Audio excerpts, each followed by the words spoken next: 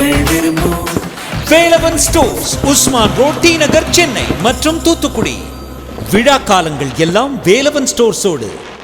இதுக்கு முன்னாடி வேறு நிறைய ட்ரெயின்கள் இருக்குது. ஆனால் ஒரு சின்ன இது என்ன சொல்கிறாங்கன்னா மற்ற ட்ரெயின்கள்லாம் விலை குறைவாக இருக்குது, இதுக்கான விலை அதிகமாக இருக்குது. ஆனால் அதுக்கான ஃபெசிலிட்டிஸ் நிறைய இந்த ட்ரெயினில் பண்ணி கொடுக்குறாங்க. இன்னொன்று நான் திருப்பி வலியுறுத்தி சொல்கிறேன், நிறைய பேர் ஒரு 15 நிமிடம் மட்டும் தான் டிஃப்ரென்ஸ் இருக்குது மற்ற ட்ரெயினுக்கும் இதுக்கும் ஒன்று. இப்போ 100 கிலோமீட்டருக்கு தான் இப்போ சோதனை ஓட்டம் போயிட்டுருக்கு. ஆனால் வந்தே பாரத் ட்ரெயின் எல்லாமே கட்டாயம் 130 கிலோமீட்டர் ஸ்பீட் அடைய வேண்டும். இந்த ட்ரெயின் 136 கிலோமீட்டர் ஸ்பீடு போக போக இது சோதனை ஓட்டம், அப்புறம் முதற்கட்ட சில ட்ரையலில் நிறைய மெத்தட்லாம் இருக்கும். ஒரு மாதம் கழித்து பார்த்தால் 136 கிலோமீட்டருக்கு இந்த ட்ரெயின் பயணிக்கக்கூடிய ஒரு காரணத்தினால அதோட மக்களுக்கான அதாவது வசதி உள்ளவர்களுக்கு எல்லாரும் போய் சேர வேண்டும்ன்ற அந்த ஒரு நோக்கத்தை மட்டும் இல்லாமல் எல்லாருக்கும் எல்லாம் கிடைக்கும் என்ற ஒரு இதில் இந்த ட்ரெயின் மிக விரைவாகவும் போகும், அதே சொகுசாக போக வேண்டியவங்களும் போகலாம்.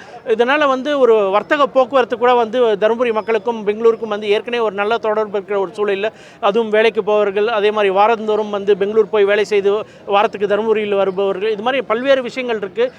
அப்புறம் கூட்ஸ் எல்லாம் இன்னும் இன்க்ரீஸ் பண்ண போகிறோம். இது மாதிரி இருக்கும்போது தருமபுரிக்கு வர்த்தக ரீதியாகவும் மற்றும் மக்களுடைய பயன்பாட்டுக்கு அவர்கள் வசதிக்கும் நேரமும் வீரியமாகாது, மிக விரைவில் செல்லக்கூடிய ஒரு திட்டமாக இந்த ரயில்வே திட்டம் அமையும். தருமபுரி மாவட்ட மக்களுக்கு இன்றைக்கி ஒரு மிக மகிழ்ச்சிகரமான நாள்.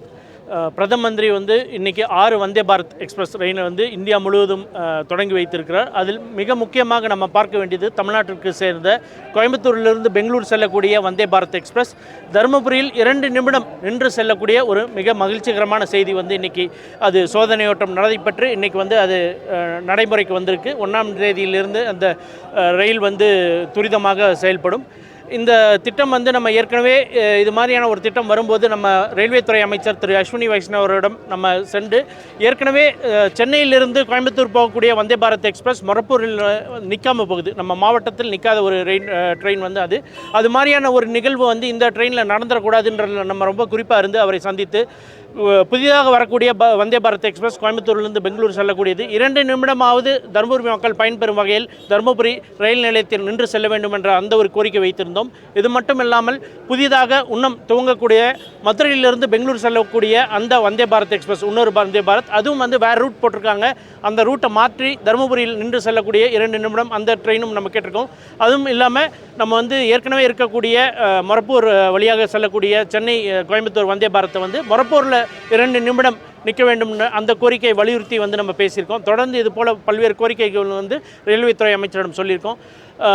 மேலும் மொரப்பூரிலிருந்து தருமபுரி செல்லக்கூடிய அந்த 75 ஆண்டு கால நம்மளுடைய கோரிக்கை இப்போ இந்த பட்ஜெட்டில் 100 கோடி ரூபாய் அறிவித்து அதற்கு 6 பிளாக் மொத்தம் 60 கிராமங்களுக்கு நம்ம அதோடைய காம்பன்சேஷன் பணத்தை அந்த பட்ஜெட்டில் அறிவிக்கிறது மட்டும் இல்லாமல் அந்த பணத்தை ரயில்வே துறையிடமிருந்து பெற்று மக்களிடம் அதை கொடுத்துருக்குறோம். மூக்குனூர் மற்றும் ரெட்டியள்ளி இந்த 2 கிராமங்களில் ஒரு 500 மீட்டர் டைவர்ஷன் கேட்டிருக்கோம். ஏன்னா ஒரு 500 குடும்பங்கள் பாதிக்கப்படக்கூடிய ஒரு சூழலில் 2 கிராமத்தில் பார்த்தீங்கன்னா குறிப்பிட்ட ஒரு வகுப்பு மக்கள் இருக்காங்க. புதுரெட்டி அள்ளியில் வேறு ஒரு வகுப்பு, அதே மாதிரி மூக்குனூரில் எந்த விதமான சமுதாய ஒரு இதுவுமே இல்லாமல் ஒரு பாகுபாடு இன்றி எல்லோருக்கும் சமூக நீதி கிடைக்கும் ஒரு விதமாக அந்த 500 குடும்பங்களை காப்பாற்றும் விதமாக ஒரு 500 மீட்டர் டைவர்ஷன் கேட்டிருக்கோம், ரீசர்வை கேட்டிருக்கோம். அந்த 2 காரணத்திற்குனால அது கொஞ்சம் தாமதமாக இருக்குது. மற்ற எல்லா கிராமங்களுக்கும் காம்பன்சேஷன் போய் சேர்ந்துட்டுருக்கு. அதுக்கான வேலைகள் துரிதமாக நடந்துட்டுருக்கு. அந்த வேலைகள்லாம் முடிந்தவுடன் அந்த ரயில் பாதையை அமைக்கப்படும். அதேபோல் இந்த தருமபுரி ரயில்வே நிலையத்துக்கு 1ஆம் பிளாட்ஃபார்மில் நிற்கக்கூடிய ட்ரெயின் நிற்கிறதில்லை, ஆனால் 3ஆம் பிளாட்ஃபார்ம் தான் நிற்குது. மக்களுக்கு மிக பாதிப்படையக்கூடிய ஒரு காரணத்தினால நம்ம எஸ்கலேட்டர் கேட்டிருந்தோம். ஆனால் போதிய ஃபுட்ஃபால்ஸ் இல்லாத ஒரு காரணத்தினால் அதை அமைக்க முடியாதுன்னு சொல்லியிருந்தாங்க. ஆனால் நம்ம தொடர்ந்து வலியுறுத்தி இல்லைன்னா நீங்கள் 1ஆவது பிளாட்ஃபார்ம் நிறுத்த வேண்டியது உங்களுடைய பொறுப்பு, நீங்கள் செய்யாத ஒரு காரணத்தினால ஏன் மக்கள் பாதிப்படையணும்னு சொல்லி போராடி அந்த லிஃப்ட் வசதி மற்றும் கழிப்பறை வசதிகள், இது வெயிட்டிங் ஹால் வசதி, இது எல்லாமே நம்ம தருமபுரி ரயில்வே துறை சார்பாக நம்ம ரயில்வேக்காக நம்ம பெற்று தந்திருக்கோம் தருமபுரி மக்களுக்காக.